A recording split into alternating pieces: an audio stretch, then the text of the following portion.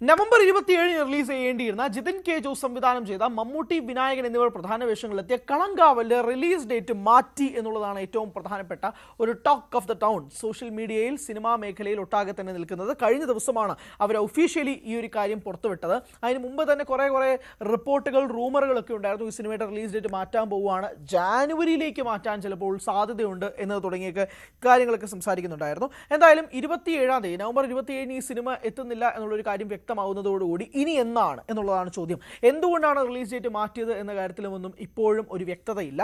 എന്ത് കാരണം കൊണ്ടാണ് റിലീസ് ഡേറ്റ് മാറ്റിയതെന്നും അറിയില്ല. എന്തായാലും ഒരു വളരെയധികം ഓപ്പൺ ഡേറ്റ് ആയിട്ടായിരുന്നു 27-ാം തീയതി നിന്നത്. അങ്ങനെ വലിയ ക്ലാഷ് റിലീസ് ഒന്നും 27-ാം തീയതി നിൽക്കുന്നില്ല. ആ ഒരു സാഹചര്യത്തിൽ എന്തുകൊണ്ട് ഈ റിലീസ് ഡേറ്റ് മാറ്റി എന്നൊരു ചോദ്യം വളരെയധികം പ്രസക്തവുമായിട്ട് നിൽക്കുകയാണ്.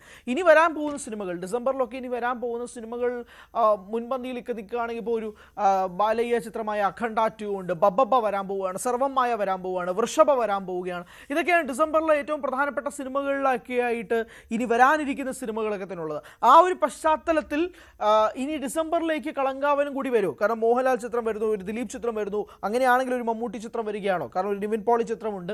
ക്രിസ്മസ് റിലീസായിട്ട് കളങ്കാവൽ വരാൻ സാധ്യതയുണ്ടോ? ഇനി അതുമല്ല, ഒരു സ്റ്റെപ്പും കൂടെ കഴിഞ്ഞ് 2026 ഈ സിനിമയുടെ റിലീസ് ഡേറ്റ് മാറ്റാൻ പോവുകയാണോ എന്നുള്ള ചോദ്യങ്ങളൊക്കെയാണ് സമൂഹ മാധ്യമങ്ങളിൽ നിൽക്കുന്നത്.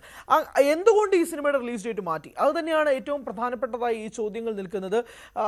എന്താണ് അതിൻ്റെ ടെക്നിക്കൽ ആസ്പെക്റ്റ് ആണോ കാരണം, അല്ലെങ്കിൽ ഇതിൻ്റെ ഒരു റിലീസ് ഡേറ്റിൻ്റെ പ്രശ്നമാണോ, അല്ലെങ്കിൽ ഇതിൻ്റെ വർക്കുകൾ തീരാത്തത് കൊണ്ടാണോ എന്നുള്ള തുടങ്ങി നിരവധി ചോദ്യങ്ങളൊക്കെ നിൽക്കുന്നെങ്കിൽ പോലും ഇതിൻ്റെ അണിയറ പ്രവർത്തകരുടെ ഭാഗത്തു നിന്നും അങ്ങനെ ഒരു തരത്തിലുള്ള മറുപടി ലഭിക്കാത്തിടത്തോളം ഊഹാപോഹങ്ങൾക്ക് ഇവിടെ പ്രസക്തിയില്ല.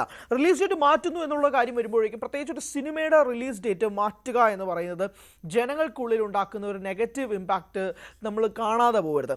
ഫോർ എക്സാമ്പിൾ, ഒരു സിനിമയുടെ റിലീസ് ഡേറ്റ്, പ്രത്യേകിച്ച് ഒരു മെഗാ സ്റ്റാർ അല്ലെങ്കിൽ ഒരു സൂപ്പർ സ്റ്റാറിൻ്റെ ഒരു പടത്തിൻ്റെ റിലീസ് ഡേറ്റ് മാറ്റി വെക്കുക എന്ന് പറയുമ്പോഴേക്കും ആ റിലീസ് ഡേറ്റിനുള്ളിൽ നിങ്ങൾക്ക് എന്തുകൊണ്ട് വർക്ക് തീർക്കാൻ പറ്റില്ല എന്നൊരു ചോദ്യമുണ്ട്.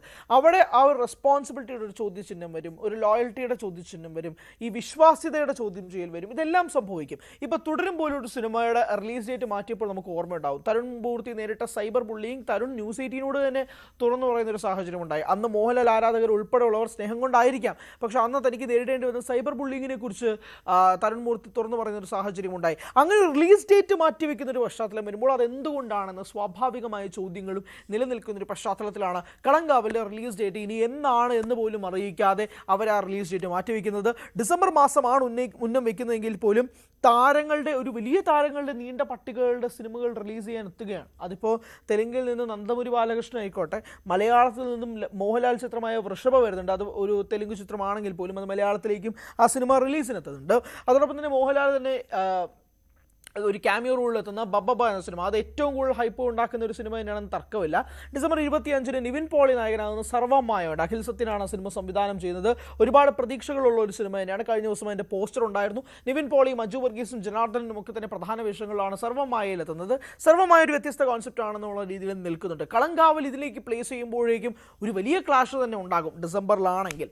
അതുകൊണ്ട് എങ്ങനെയാണ് കളങ്കാവലിൻ്റെ അവസ്ഥ എന്നത് സംബന്ധിച്ചൊന്നും വ്യക്തതയില്ല. പ്രത്യേകിച്ച് മമ്മൂട്ടിയുടെ കഴിഞ്ഞ ചിത്രങ്ങളൊക്കെ തന്നെ ഈ OTT ഡീല് പോലും ഉറപ്പിക്കാൻ കഴിയാത്തൊരു സാഹചര്യത്തിലേക്ക് മാറിയിട്ടുണ്ട് എന്നത് വസ്തുത നമ്മുടെ മുന്നിലുണ്ട്. ബസൂക്കയൊക്കെ ഇപ്പോഴും എവിടെയാണെന്ന് അറിയില്ല, ഡൊമിനിക് എന്ന ലേഡീസ് പേഴ്സ് എവിടെയാണെന്ന് അറിയില്ല. അങ്ങനെയുള്ള ഒരു കുറച്ച് മമ്മൂക്ക സിനിമകളൊക്കെ തന്നെ ഈ OTT പ്രശ്നങ്ങളുമൊക്കെ ആയിട്ട് നിൽക്കുന്ന ഒരു ലൂപ്പിൽ നിൽക്കുമ്പോഴാണ് കളങ്കാവലിൻ്റെ റിലീസ് ഡേറ്റ് പോലും മാറ്റുന്നത്. സോഷ്യൽ മീഡിയ റൂമറുകൾ, ചർച്ചകൾ എന്നൊക്കെ പറയുന്നത് അതിൻ്റെ ഡീലുകൾ പരമായിട്ടുള്ള കാര്യങ്ങൾക്ക് ഇപ്പോഴും ഒരു സ്ലോട്ട് കിട്ടാത്തതുകൊണ്ടാണെന്നാണ്. പക്ഷേ അതൊന്നും റിപ്പോർട്ടുകൾ മാത്രമാണ്, അതൊക്കെ വെറും ഊഹാപോഹങ്ങളുടെ അടിസ്ഥാനത്തിലായതുകൊണ്ട് മാത്രം നമ്മൾ റിപ്പോർട്ട് ചെയ്യുന്നില്ല. പക്ഷെ അങ്ങനെ ഒരു പശ്ചാത്തലത്തിലും കൂടെ നിൽക്കുന്നൊരു സാഹചര്യത്തിൽ എന്നാണ് ഇതിൻ്റെ റിലീസ് ഡേറ്റ് എന്നത് ഔദ്യോഗികമായി ഉടനെ തന്നെ അറിയിക്കേണ്ട ഒരു സാഹചര്യം കൂടി എത്തി നിൽക്കുകയാണ് അണിയറ പ്രവർത്തകർക്ക്.